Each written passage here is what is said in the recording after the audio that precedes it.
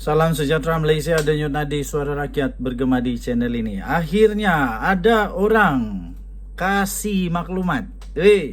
Ada orang kasih maklumat bahawa kemungkinan tetap kemungkinan. Sentiasa jadi kemungkinan. Kemungkinan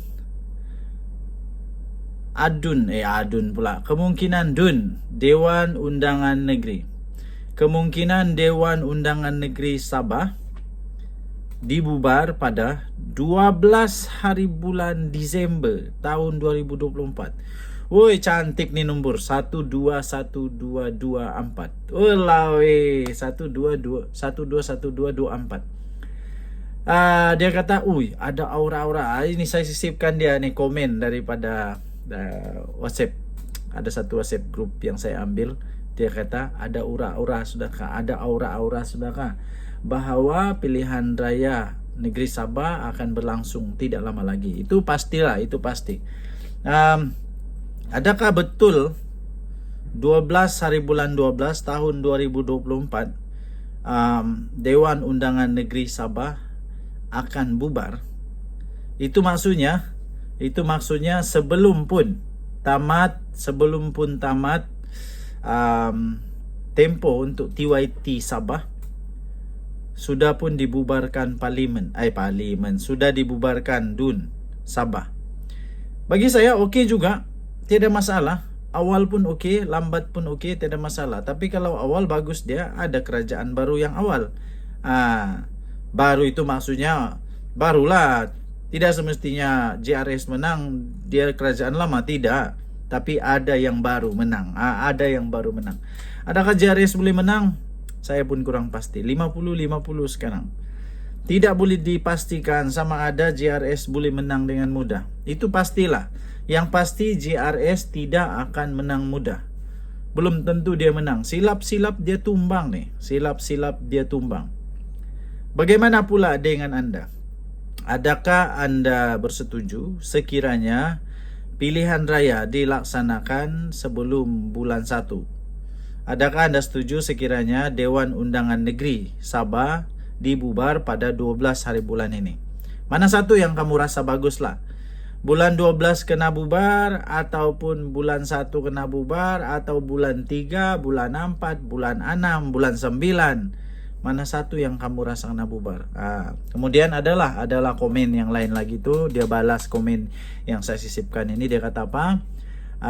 Yang pasti tahun depan lah. Itu pasti tahun depan lah, dia kata. Saya pun rasa begitu juga. Saya rasa pilihan raya ialah pada tahun depan.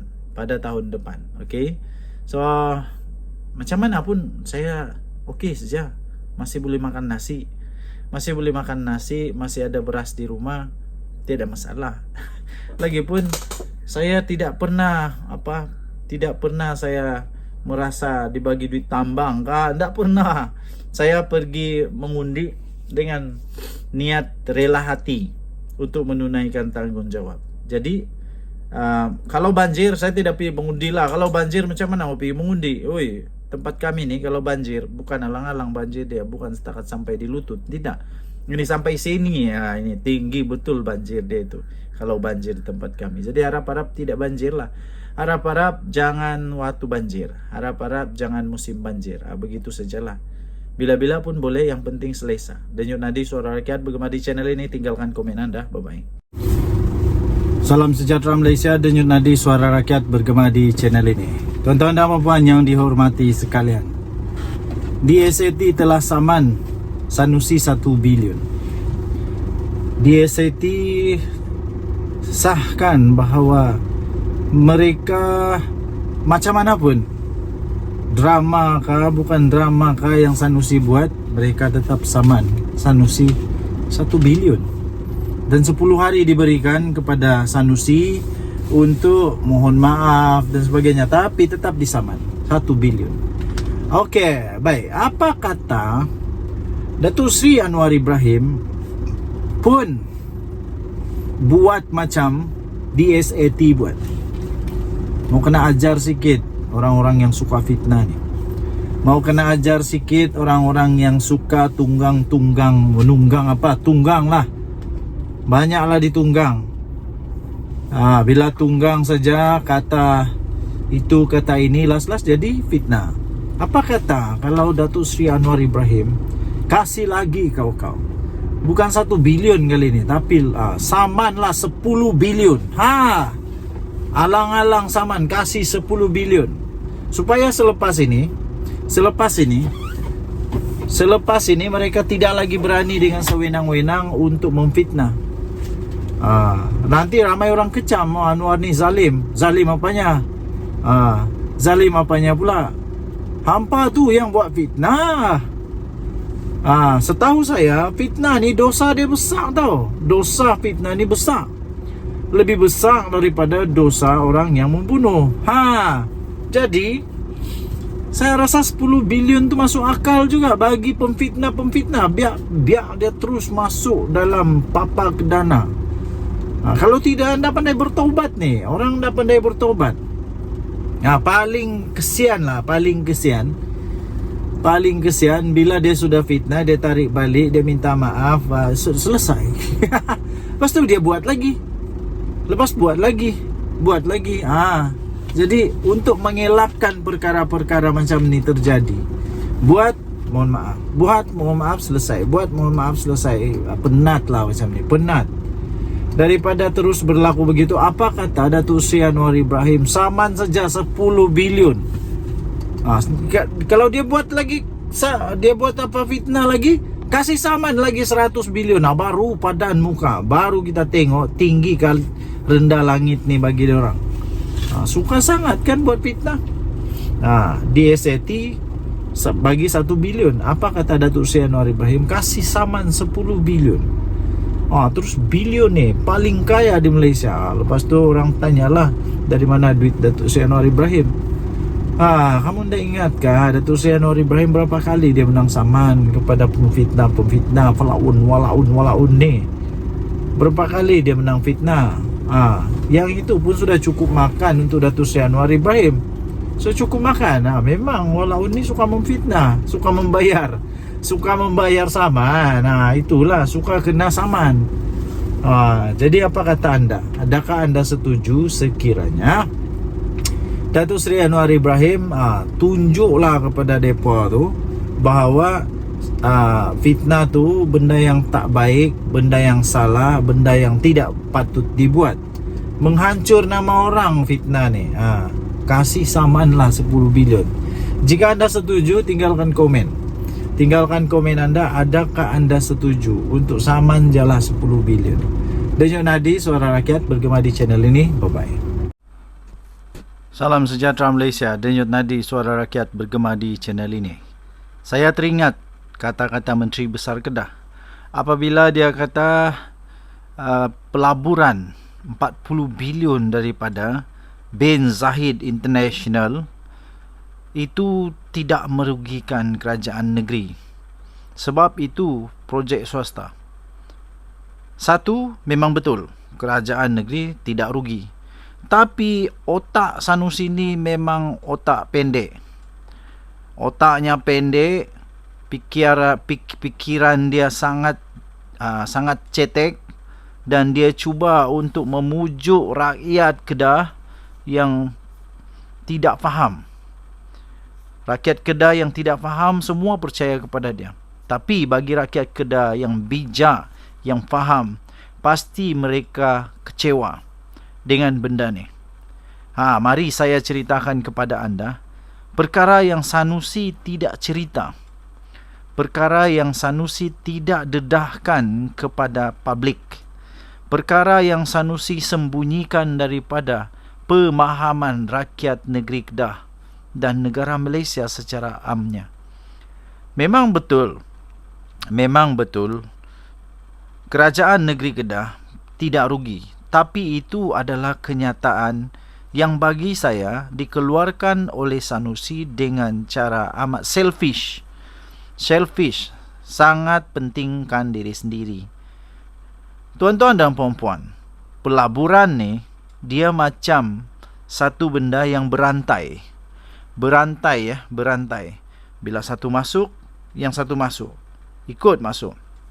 Pertama, Zahid International, Bin Zahid International ini adalah syarikat multinasional, multi dunia lah. Ini bertaraf dunia.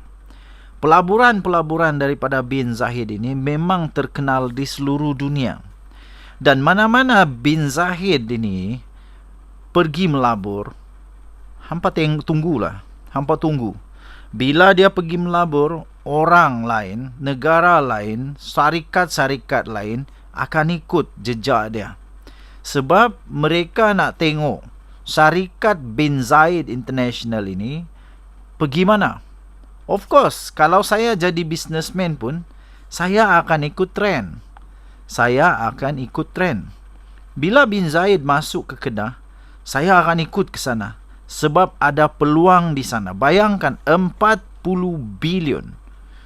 Berapa banyak syarikat lain yang pasti akan tertarik dengan benda ni.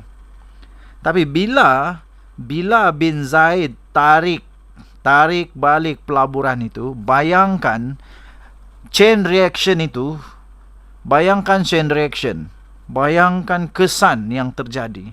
Bila dia tarik balik, pelabur-pelabur yang lain akan melihat ini sebagai satu pengaruh. Mereka akan fikir begini, oh, Bin Zahid sendiri pun yang begitu besar tu, dia tarik diri. Kenapa kita syarikat-syarikat yang tak sebesar Bin Zahid berani masuk dekat Kedah? Itulah yang berlaku. Itulah yang terjadi. Apabila orang mulai nak masuk ke projek Langkah Suka ni, yang nilainya 40 bilion ni, bila orang mau masuk, bila dia tarik balik, mau masuk apa lagi kalau the main investor sudah tiada? Apa yang terjadi sekarang ialah tempat-tempat tu dah terbengkalai. Tanah-tanah yang sudah mula start dibangun itu terbengkalai.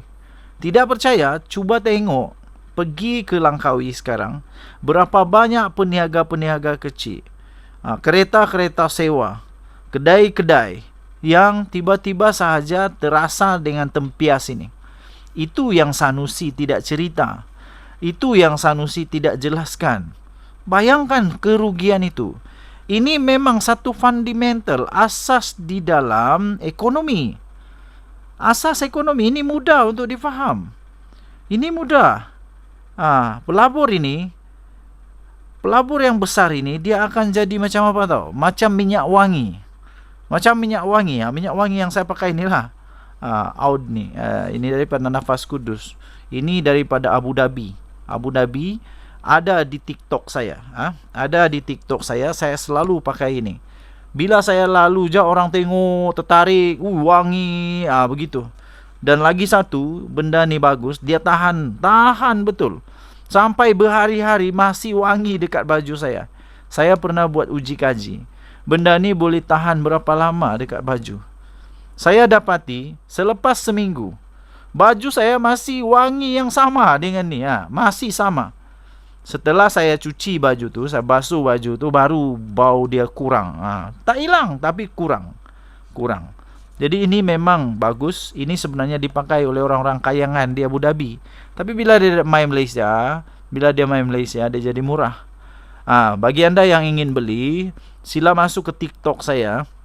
TikTok saya The Twin TV juga. TikTok The Twin TV ada di beg kuning. Tekan beg kuning itu, anda dapat promosi. Anda dapat promosi di channel saya. TikTok The Twin TV. Macam minyak wangi lah investor ni. Bin Zahid ni macam minyak wangi. Bila dia datang, dia lalu dekat investor-investor dunia-dunia ni, dia akan menarik perhatian. Tapi bila dia tarik diri, semua orang, Bin Zahid tarik diri. Untuk apa lagi? What is the point to continue to invest in Kedah? Sedangkan the biggest one pun tarik diri. Macam tu. Lepas itu disalahkanlah orang. Kata itu, kata ini, kata itu, kata ini. Tapi sebenarnya reason dia mudah. Investor ni dia tengok. Ini fundamental juga. Ini asas juga. Asas di dalam pelaburan. Bila kita nak melabur ke satu tempat, saya ada kawan, kawan-kawan yang pandai melabur ni, benda-benda aset-aset semua ni, hartanah dan sebagainya. Bila dia nak melabur, dia akan tengok tempat tu ada potensi atau tidak. Potensi pertama yang dia nak tengok, apa halangan dia, apa dia punya threat, apa dia punya opportunity, apa dia punya advantage, semua itu kena tengok. Tapi advantage yang pertama yang akan dilihat, poin yang pertama akan dilihat oleh investor-investor ini ialah kemampuan tempat itu untuk mengurus investment tersebut. Mau tidak mau, Sanusi kena ambil lah tanggungjawab dia. Sebagai Menteri Besar, dia kena bertanggungjawab. Dia kena bertanggungjawab jika ada investor yang keluar. Salah satu daripada liability itu terletak kepada Sanusi. Bukan hanya terima kredit saja. Bila investor masuk, dia terima semua kredit dia. Dia semua usaha dia. Semua dia yang paling terror lah. Bila ada masalah, dia tempiaskan kepada orang lain. Ini tak betul. Ini tak betul. Jadi tuan-tuan dan puan-puan, pemikiran-pemikiran begini harus dihentikan. Yang ruginya penduduk di Langkawi, penduduk negeri Kedah, malah penduduk negara Malaysia. Bayangkan saja berapa banyak teks yang boleh diperolehi di sana. Teks itu untuk membangun negara Malaysia. Tapi oleh kerana semua sudah hilang, macam mana sekarang? Apa kena mengena dengan Datuk Seri Anwar Ibrahim Perdana Menteri pula? Perdana Menteri berusaha tu, dia support semua. Dia support. Buktinya dia datang ke Korea, dia dapat Hyundai masuk ke Kulim. Itu bukti dia. Bukan duk entam dia. Okey, so tinggalkan komen anda. Jika anda merasa video ini bermanfaat dan memberikan anda maklumat, komen anda. Dan Yunadi Suara Rakyat bergema di channel ini. Bye-bye.